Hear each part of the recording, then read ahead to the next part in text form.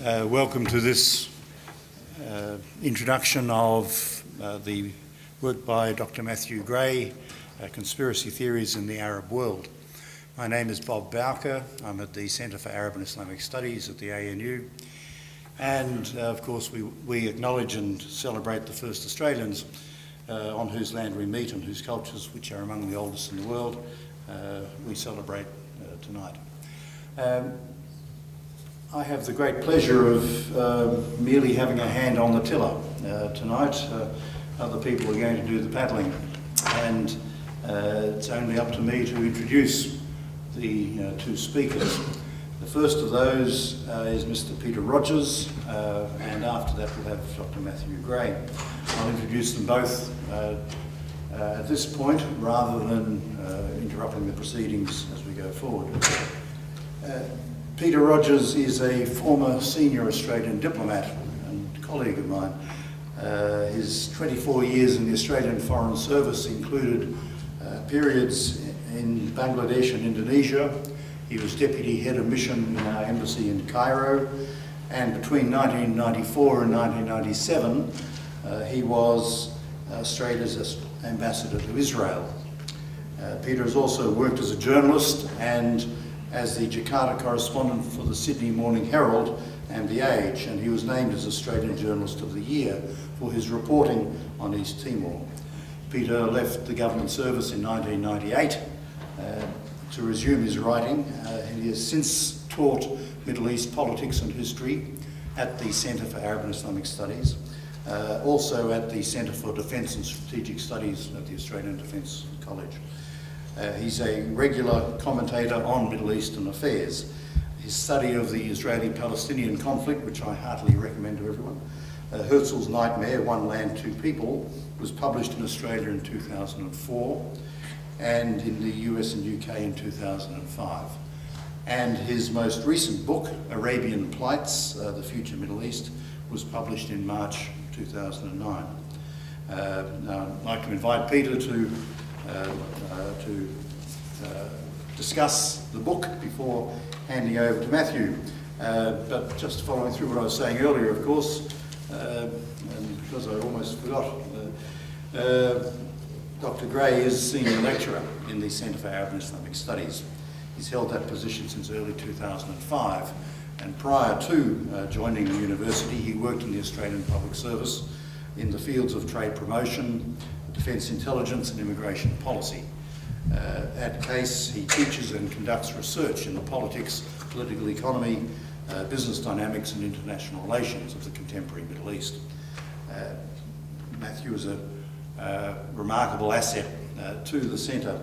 Although this is his first book, he has published regularly in journals and refereed articles on Middle East tourism, constitutionalism, Arab politics, the peace process and oil issues. As well as, naturally enough, on conspiracy theories and political language. But that's to avoid having to introduce him twice. I'll pass over now to Peter Rogers to speak to the book. Thank you. Thank you.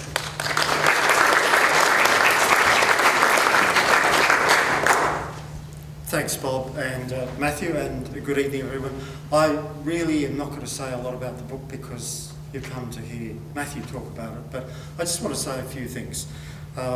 One is, obviously to put it in some context, those of us who've watched the Gillard Abbott roadshow over the last week will know, week or so, will know only too well that conspiracies and conspiracy theories are alive and well in Australia. And I'm reminded here that some of you will, of course, remember Mick Young, a rather colourful Labor character and minister who was part of the Hawke government a few decades ago. And Mick, I'm not quite sure what his first law of politics was, but I do remember well that his second law of politics was that it wasn't a conspiracy, only a stuff-up.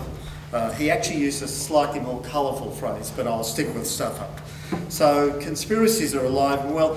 What I think Matthew has done in this book has done us all a great favour by shining a light on conspiracism in the world at large, and then conspiracism or conspiracy theories particularly in the Arab world and the Middle East. And I think in that sense, it's a book that is well overdue, and I highly recommend it to you. It is on sale outside, and I'm sure Matthew will only be too happy to sign copies.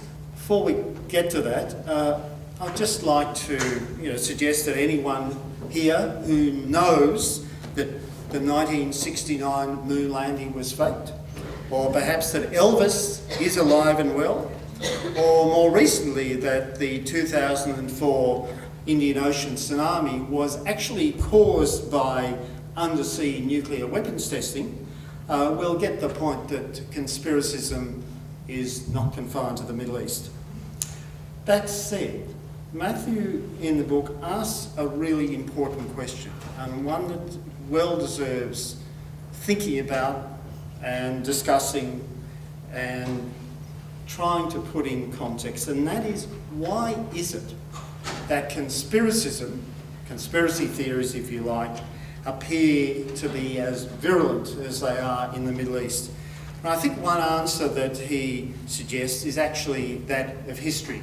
And if I could just read one little quote from the book to illustrate the point. And this is a quote.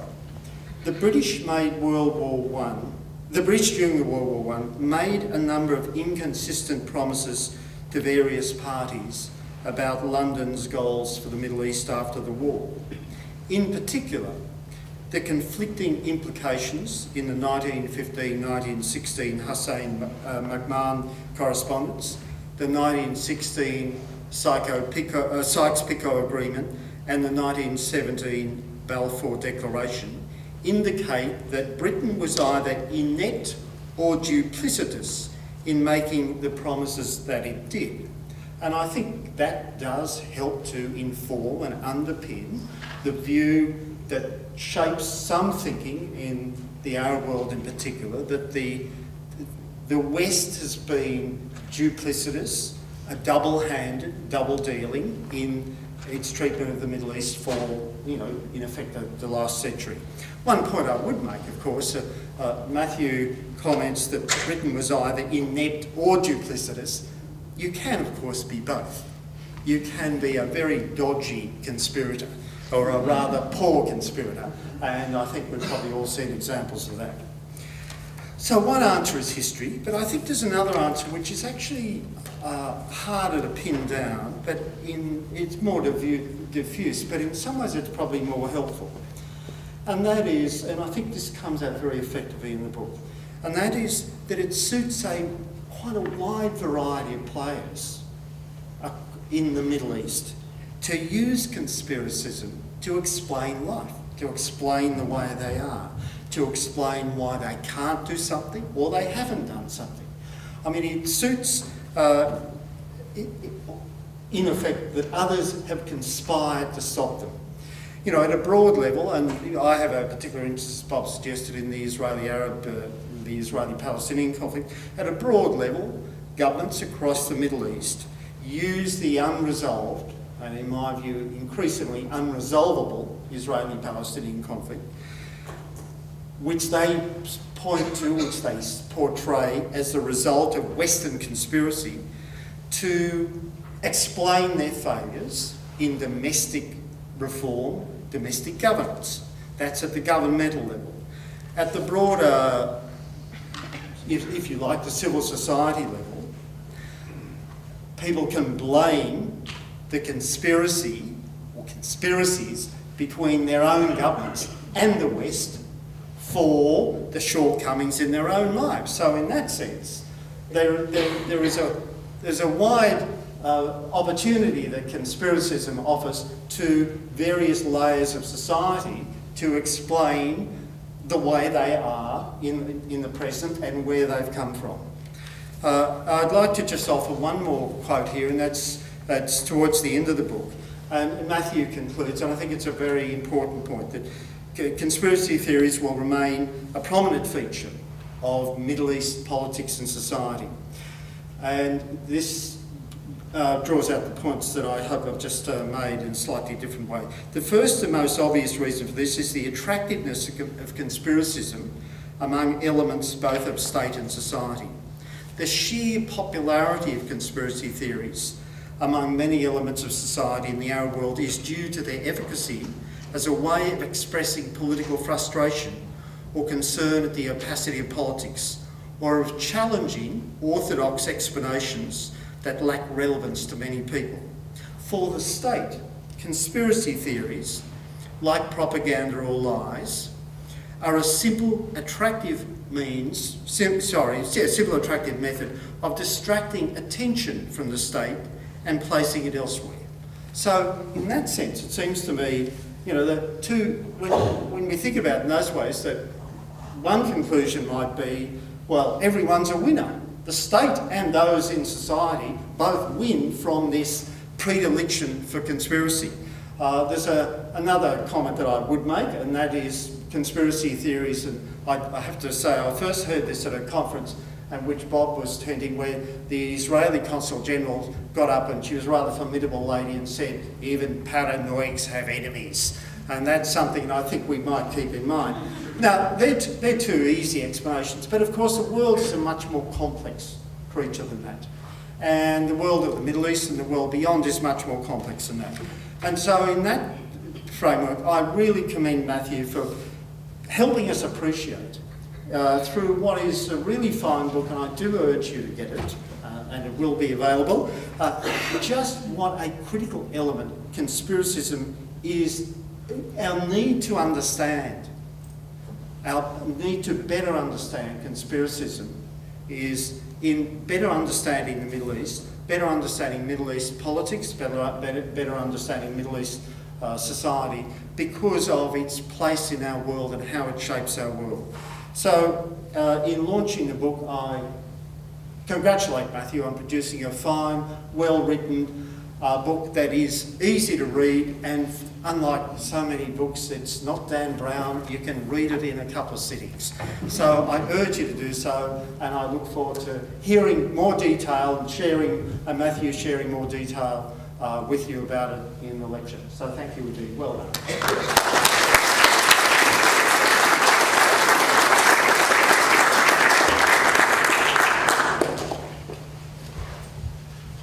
Thank you very much, Peter, for those kind words, and thank you, Bob, for agreeing to chair the lecture today. What I'd like to do today is give you sort of some of the themes of the book and some examples of the sorts of conspiracy theories that I'm looking at when I'm making observations, as I do in the book and as I will here. The overarching argument in the book and the overarching argument here is that conspiracy theories are not just a delusional rant. I'm sure there are some people, as there are in Australia, the US and elsewhere, who truly believe a conspiracy theory, who believe that the X-Files ought to be a documentary. There are also, though, a large number of people who treat a conspiracy theory, for one reason or another, as political language. It's a tool of politics. It's a tool of interaction where power is involved. And it is therefore a method through which politics is conducted, and it's a signifier of underlying political dynamics. They are real, in other words. The theory may not be real, but the politics behind the conspiracy theory is very, very real indeed. So the first question, the beginning point, I suppose, is what do we mean by a conspiracy theory? Conspiracies do occur. I can say that without being a conspiracy theorist. So how do we differentiate that from what we're talking about here? The best I can do to give you a definition of what I'm thinking here is to give you this set of points on the screen, that there are a multitude of dynamics behind what I'm talking about with a conspiracy theory. The first thing is it's nearly always a grand plot behind a conspiracy theory. Anything smaller might be plotting or it might be intrigue, but it's not the same thing as a conspiracy theory, which always has something at its core which is about a grand outcome. It also tends to involve the utmost secrecy. It's not just political leaders conspiring to remove somebody or conspiring over a future of a political party. It's something which is beyond normal political intrigue. Thirdly, it nearly always, in fact it always, let me say, is something that disadvantages others. And the test I'd give you there is name me a conspiracy theory where those involved were trying to make the world a better place. You probably can't think of an example. It's nearly always negative. It's almost always superficially logical, but on closer inspection, there's usually a fallacy of logic or an underlying assumption or an underlying fact which is wrong or which doesn't make sense in terms of the connections of logic. And last of all, related to that, in this question, I suppose, of scientific methodology, conspiracy theories are not falsifiable. And I mean that in a scientific term, that conspiracy theorists will not present their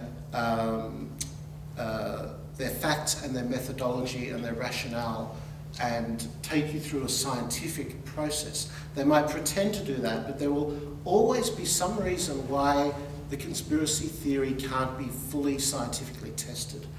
And thus it can't be proven or disproven by experimentation, observation, by scientific methodology. And this is perhaps the key thing that will differentiate a conspiracy theory from something else. Is that if you start to argue along these lines, along falsifiability lines with a conspiracy theorist, instead of arguing with you about their methodology or the fact, you'll often get a retort to the effect of, well, you would say that, wouldn't you? Maybe they've got to you, or maybe you're one of them, or you're believing the line because that's what they want you to think.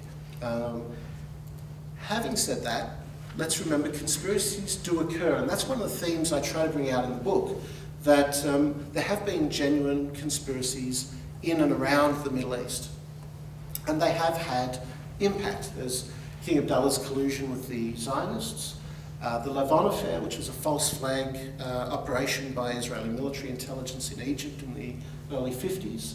There was very famously the overthrow of Mohammad Mossad in Iran in 1953, which was orchestrated by British and American intelligence. There was the Protocol of Sèvres, which was basically a secret British, French, Israeli agreement behind the Suez War. It was a conspiracy to start a war with Egypt. And other events often can be real. The recent example I give is the Israeli assassination, let's call it what it probably is, the Israeli assassination of al-Maktoum, senior Palestinian figure in Dubai back in February, where people's tendencies to observe things through a conspiratorial lens can be magnified or sharpened by real events. And that's the first point I would make here, that those real events become a foundation for more radical conspiracy theories. The other thing, though, to make as an obvious second point is that conspiracy theories can be done simply for the purposes of humour or entertainment or enjoyment, never meant to be taken seriously. Just as we have the X-Files famously here, we have movies about conspiracies, that's true in the Middle East as well. There is a Middle Eastern equivalent to almost all of our famous popular culture material that's conspiracist in nature. All the great conspiracy novels you can think of, they have in the Middle East as well. The great films, if you remember Dave, that film from the 90s about the incompetent, failed showman who bore an uncanny resemblance to the American president and then sort of was called on to pretend to play him when the president was incapacitated. There's a Middle Eastern equivalent of that called Zayn, which is basically exactly the same story. And it looks conspiratorial in terms of the plot line, but it's designed for entertainment. It's not meant to be taken seriously. The other theme which I want to make at the start, which comes out in the book, I hope quite strongly, is that conspiracy theorizing is not what I call a cultural pathology of the Arabs, or for that matter of Iranians, or for that matter of Americans.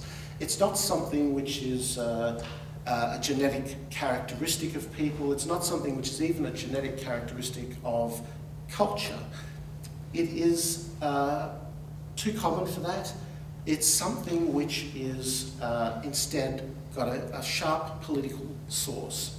And I think the material which sees it inherently as a cultural trait of the Arabs or the Persians or others is simply too reductionist.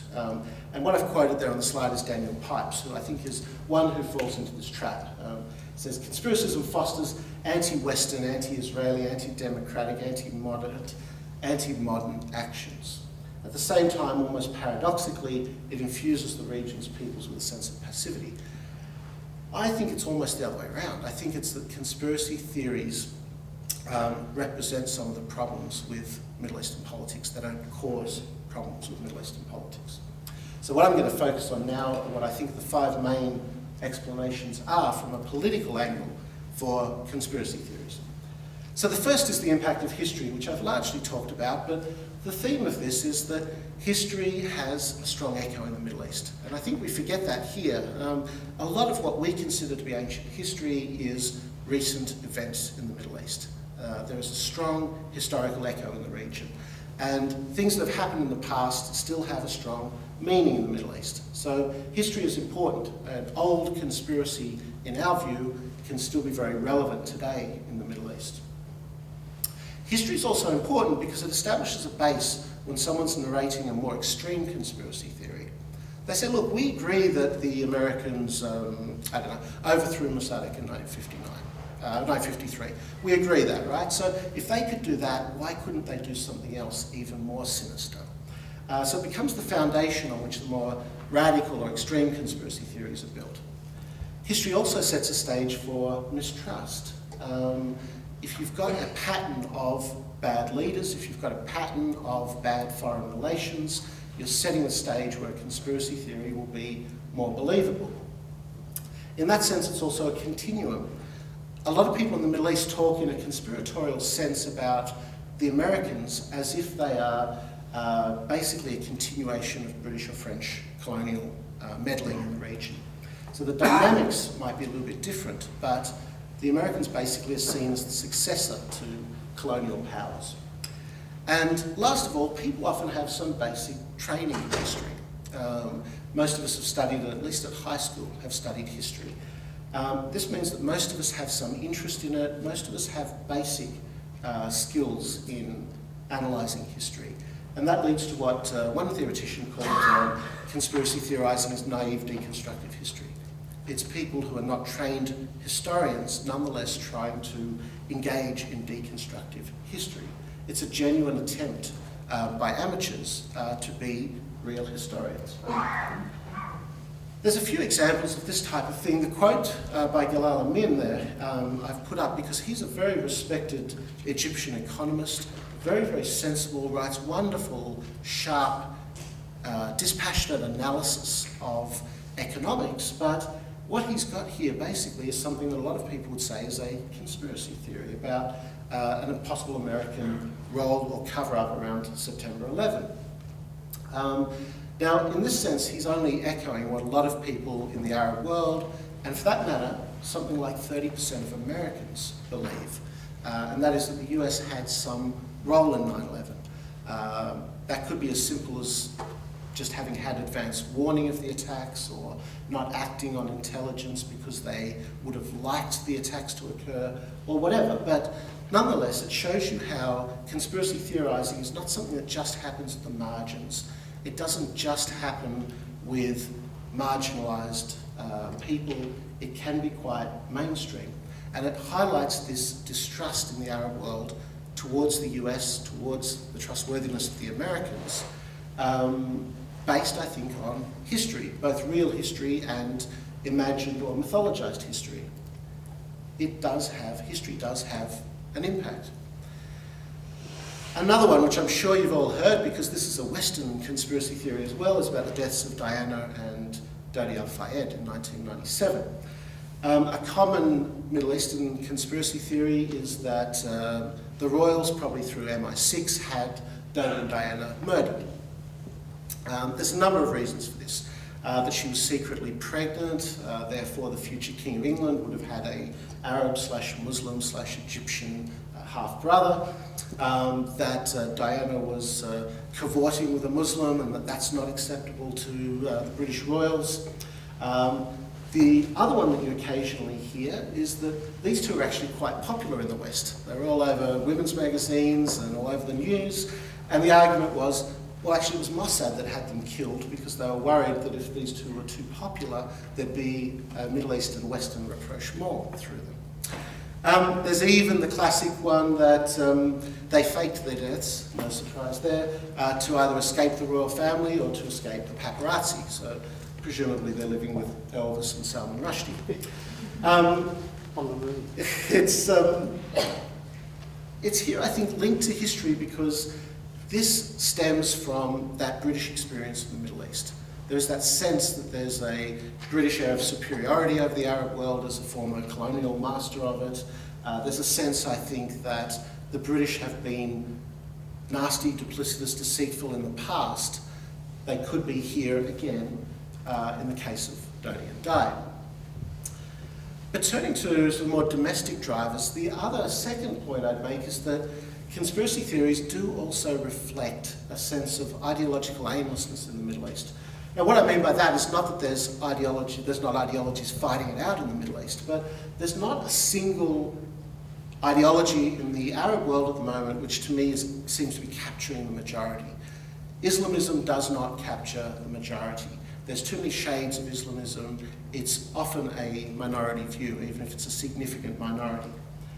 The older ideologies haven't worked. State-led development, Arab socialism, pan-Arabism, those things are widely seen to have failed. They no longer capture the imagination of a majority of people. Other things, economic liberalisation, democratisation, those types of things, people are just as likely to be afraid of them as motivated by them. And so these sort of ideologies, I think, drive people towards conspiracist explanations, either to explain why an ideology you still believe in is dying, or to explain what motives might be behind a new ideology that you see as threatening. Terrorists use this quite commonly.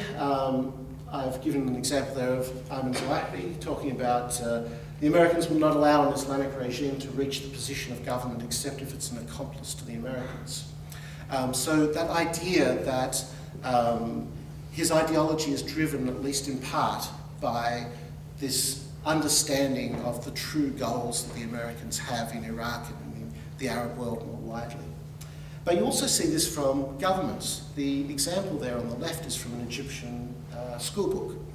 And this is a regime trying to justify basically the failure of the United Arab Republic, that short-lived experiment in unity between Egypt and Syria from 1958 to 61. So it talks about this, the Arab countries were aware of Israel's expansionist ambitions in the Arab region, and Egypt and Syria were the most aware of these ambitions. So the two countries unified under the name of the United Arab Republic in 1958. And this remained standing until colonialist conspiracies succeeded in bringing it down in 1961. There may even be an element of truth to that, but I dare say that's not the main reason for the failing of the UAR.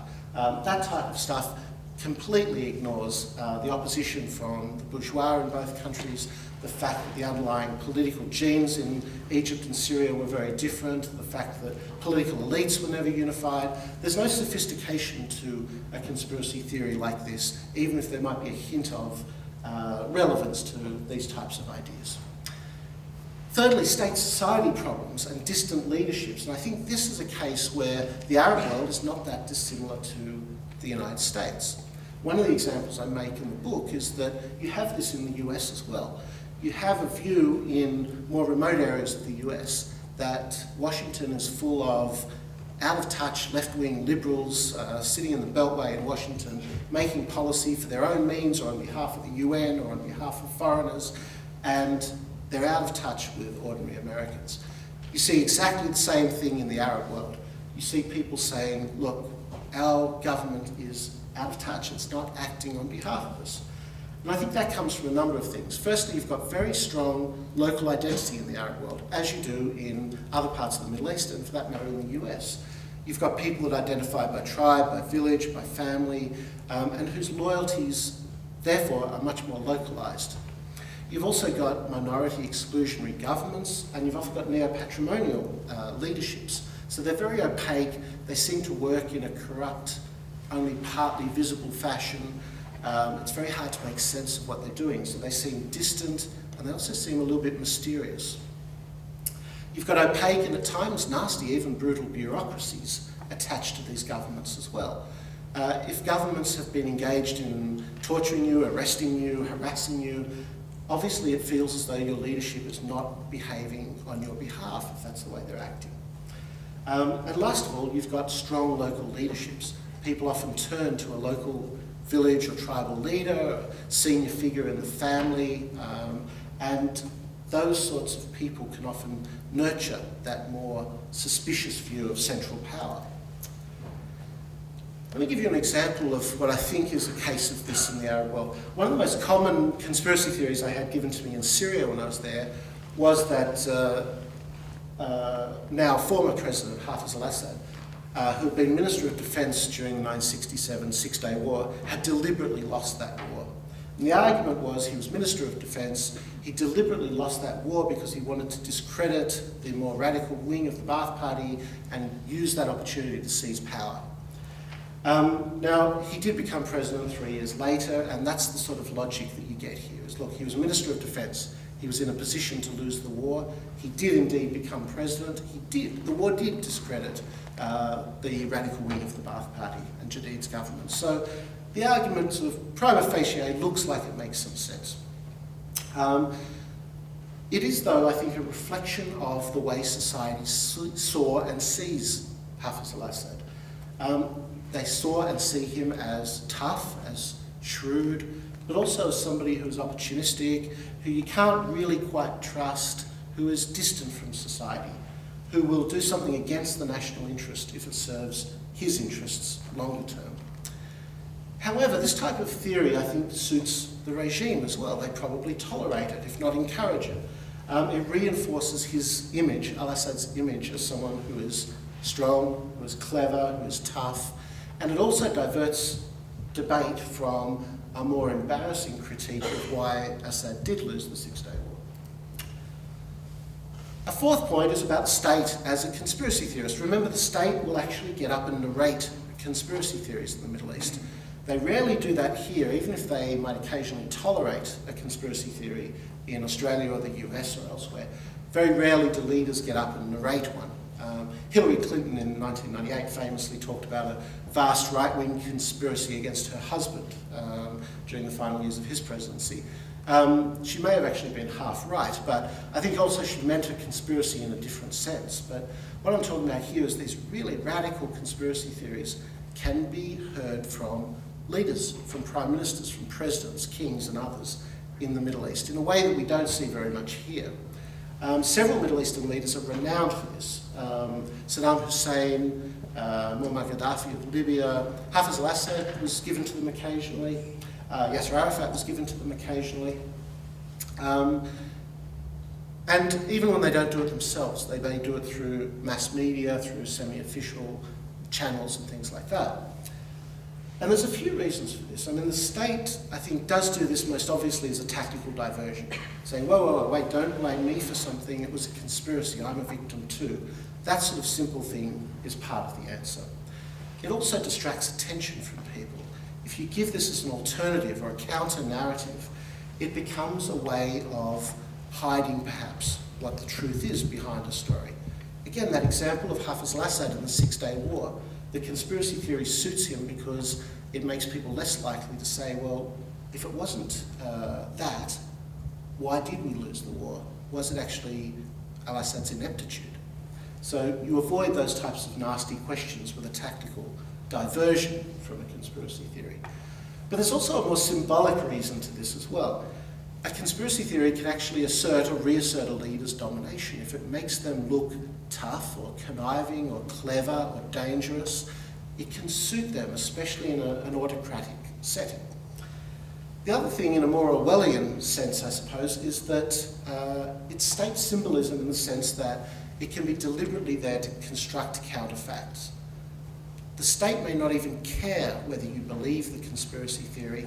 What it's trying to convey is, here is our version of events. Your loyalty to us will be tested on whether you pretend to believe this conspiracy theory or not. So in other words, it's disorientating people, or it's forcing them to follow a quite ridiculous at times party line as a way of showing loyalty to the state or to the leadership. couple of examples here. I think Saddam Hussein captures that wonderfully. Here you have the classic tough autocratic leader, quite a brutal leader, but somebody who was not hesitant to put things into a conspiracy framework from time to time. And that's what he did during the 1990-91 Gulf War in the quote that I've got here. It's not strong conspiracism, it's not necessarily a single grand plot that he's talking about, but he's talking about how he is a victim of a conspiracy as much as the Iraqi people are.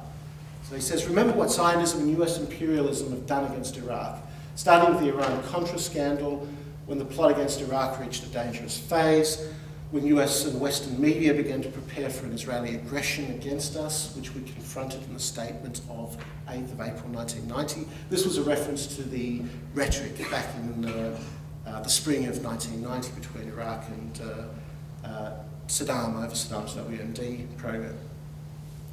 Then he goes on to say, when the Americans cut off bread from Iraq, cancelled a grain deal with us, when they raised a slogan of a boycott against us, referring to 1990. So what you've got there is this chain of events artificially linked together and put into this conspiracy context.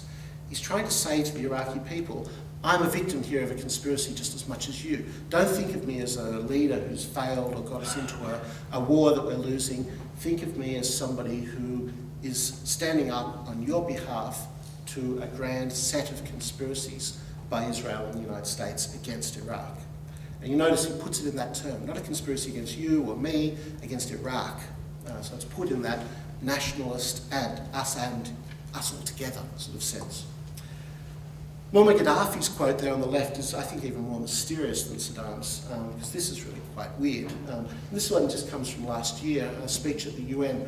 If you saw this, you would, if you sat through it, it was very painful to sit through this, but it is full of little gems like this. And this one, he sort of basically is standing rambling. He says, perhaps the swine virus, referring to H1N1, is one of those viruses that was created in a laboratory and then it got out of control because it had been meant to be used as a weapon, a military weapon.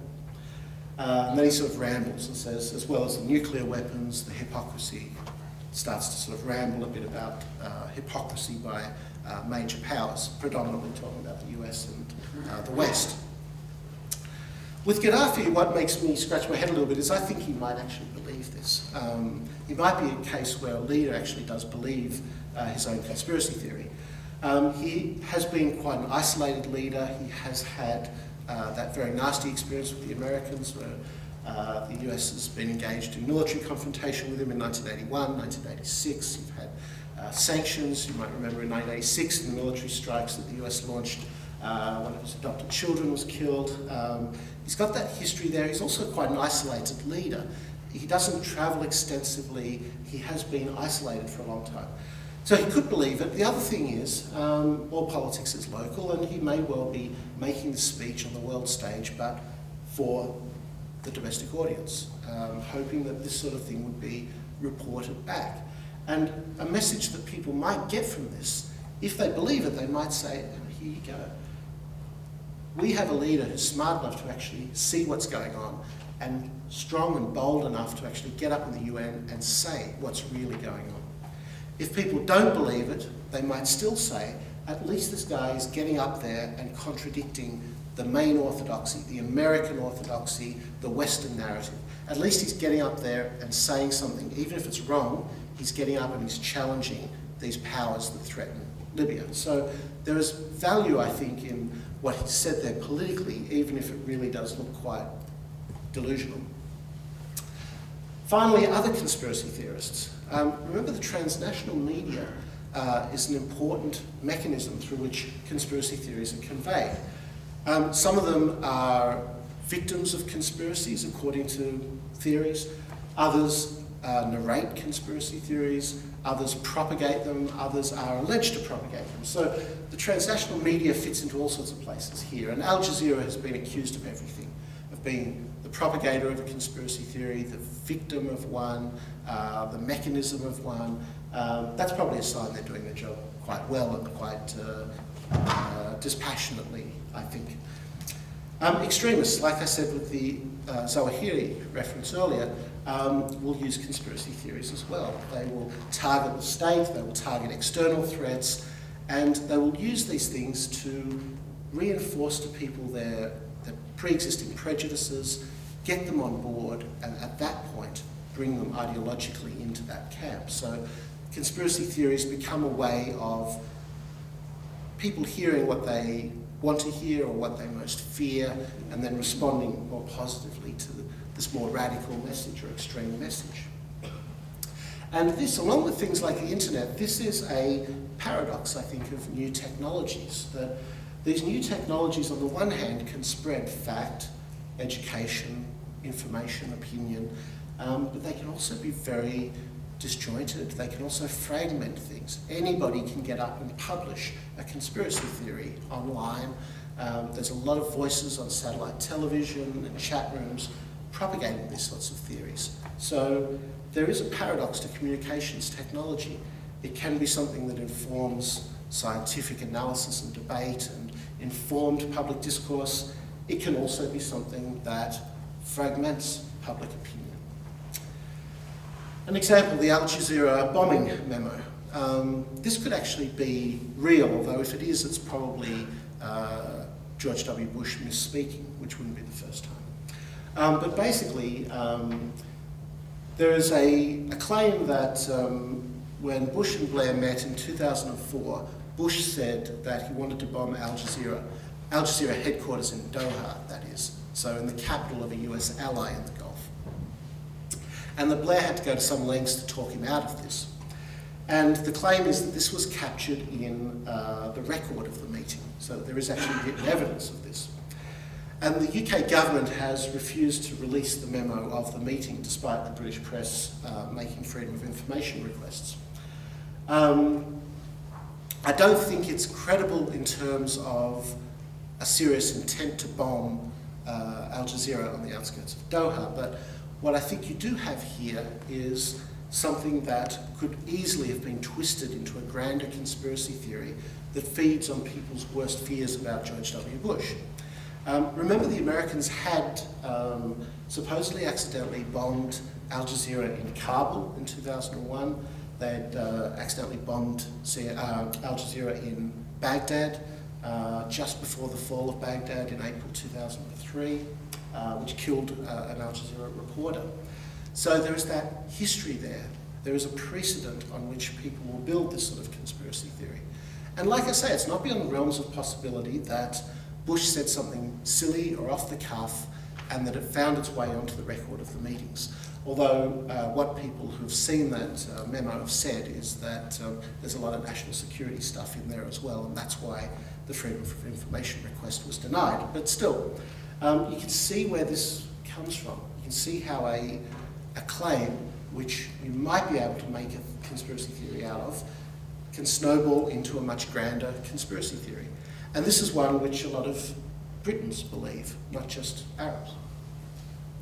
So the impacts of conspiracy theories, do they matter, and how do they matter? Well, they do matter. They represent